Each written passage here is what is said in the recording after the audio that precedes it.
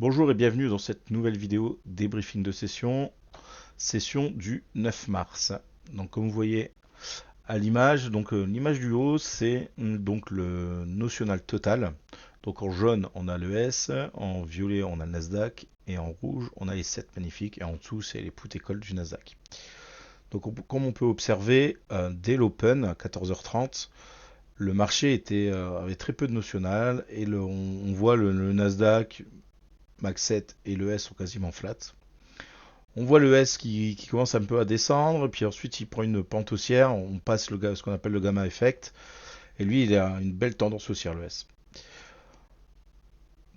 Ce que j'ai fait, comme j'ai plutôt un billet short sur cette journée, j'ai travaillé sur mes puts et mes calls en décorrélation avec le S 1 heure, et au début j'ai cherché tous les setups de short.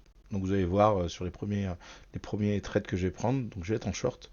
Jusqu'au moment où le Nasdaq va passer sur un notional effect positif, où là je vais partir, il me semble que j'ai fait deux trades à l'achat. Donc voilà, un peu l'explication avec les flux. Allez, c'est parti. Allez, donc on est sur le premier trade. Comme je vous ai dit, je cherchais tous les setups de vente entre les puts et les calls. Donc là, je vois qu'on casse la structure. Donc j'attaque les plus hauts. Je vois que c'est pas très impulsif. Le marché est assez mou pour une open. Donc au lieu d'aller chercher des sell stop, j'essaye de rentrer en hors limite.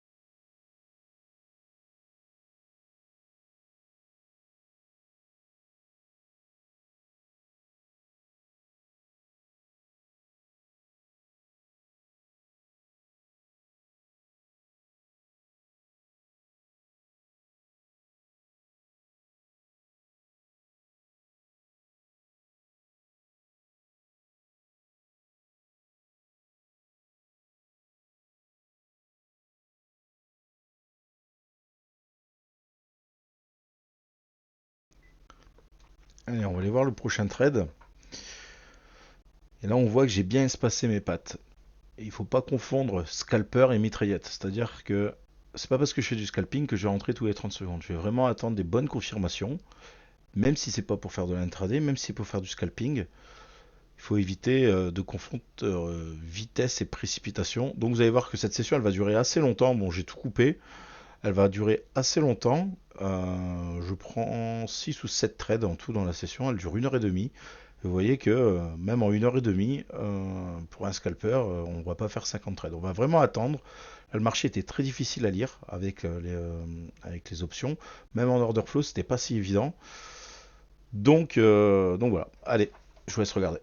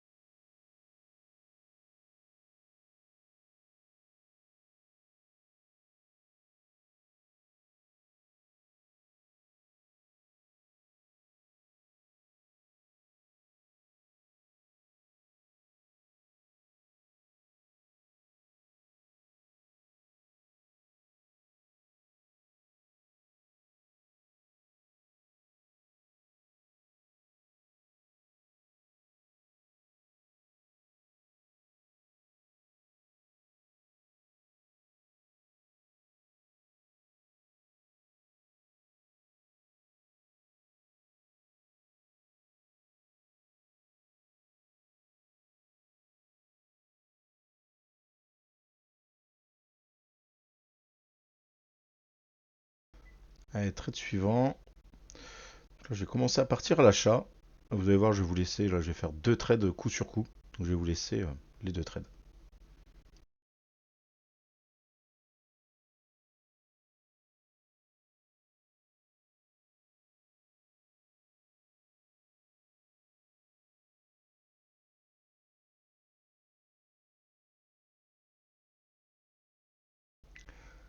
Allez, ça va être le dernier short pour la journée. On va partir à l'achat. Donc là, on est toujours dans le notional effect Nasdaq très faible. Donc voilà, là, je scalpe, comme vous avez vu, à l'achat et à la vente. Donc là, ça va être mon dernier short.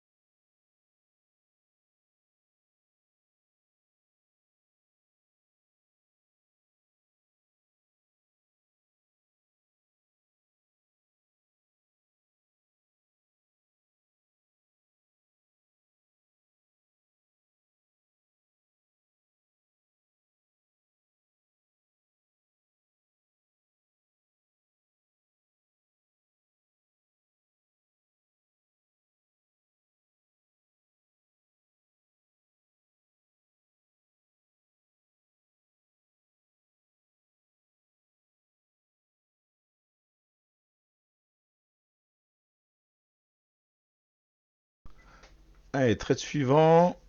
Donc là, on va partir à l'achat. On est toujours dans notre range.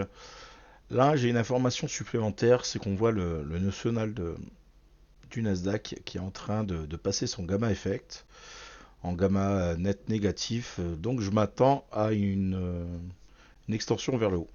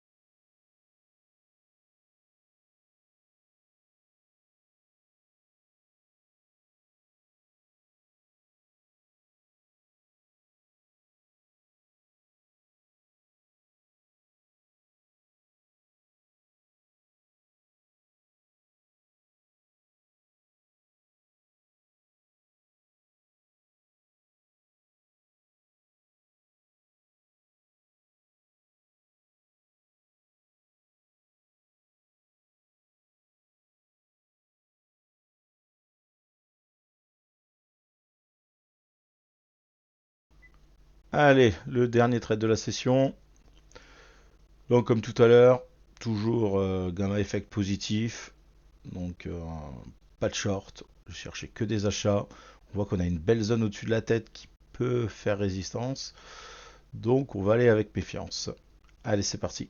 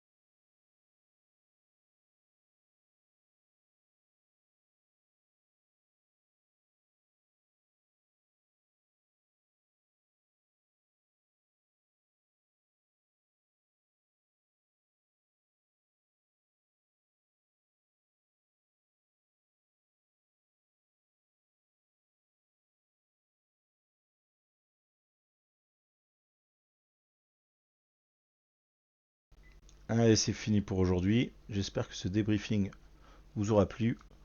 N'oubliez pas un petit like, un commentaire. Et je vous dis à bientôt. Ciao, ciao.